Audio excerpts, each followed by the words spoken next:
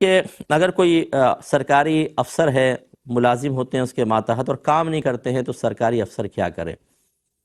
صبر کریں، میرا مشورہ یہ ہے، کیونکہ آپ بھی اچھی طرح جانتے ہیں ہمارے سرکاری اداروں میں جتنے بھی امپلائی ہوتے ہیں وہ پولیٹیکل بیس کے اوپر آتے ہیں، کوئی کسی پارٹی کا ہوتا ہے، کوئی کسی پارٹی کا ہوتا ہے، آپ کچھ کر ہی نہیں سکتے، آپ مجبور ہیں، آپ کریں گے تو آپ کو ہٹا کے کسی اور کو لگا دیں گے۔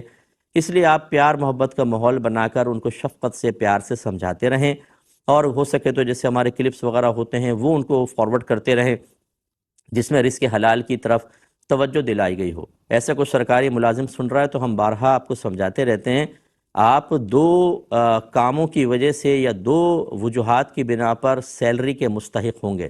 ایک، اپنی ٹائمنگ وہاں پوری کریں۔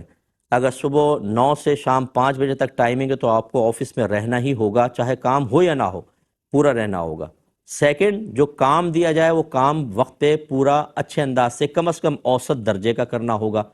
ایک بہت اعلیٰ درجے کا کام ہوتا ہے، ایک بہت ہی بیکار قسم کا، ایک درمیانے درجے کا۔ اگر کوئی طے نہیں ہوا تو کم از کم درمیانے درجے کا کام تو کرنا ہی پڑے گا۔ چنانچہ اب اگر آپ وہاں گئے، کام ہے، کام نہیں کیا، چاہے 9 سے 5 وہاں ٹھہرے، تب بھی سیلری کے مستحق نہیں۔ اور اگر آپ نے 1 گھنٹہ بعد پہنچے، 1 گھنٹہ پہلے نکل گئے، 2 گھنٹے کی سیلری کے مستحق نہیں۔ دو چیزیں لازم کرنی ہوگی۔ جتنے ایسے سرکاری یا پرائیویٹ اداروں کے اندر ملازمین ہیں، خدا را اپنے بچوں کے پیٹ میں حرام نہ ڈالیں۔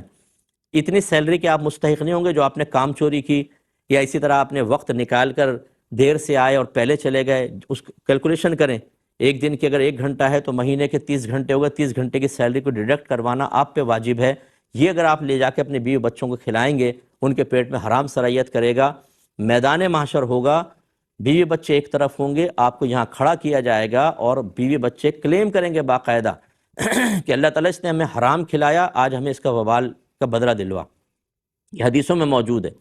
تو جتنے سرکاری ملازمین ہیں ناراض نہ ہوں، بلکہ اپنے مطلب سیلری کو حلال کیجئے، اور اس طرح کے اچھے آفیسرز جو ہیں ان کو بھی مطلب یہ کہ کوشش کریں کہ ان کو سپورٹ کریں اور ایک اچھا ماحول بنا کے چلیں۔ اللہ تعالیٰ عمل کی توفیق عطا فرمائے۔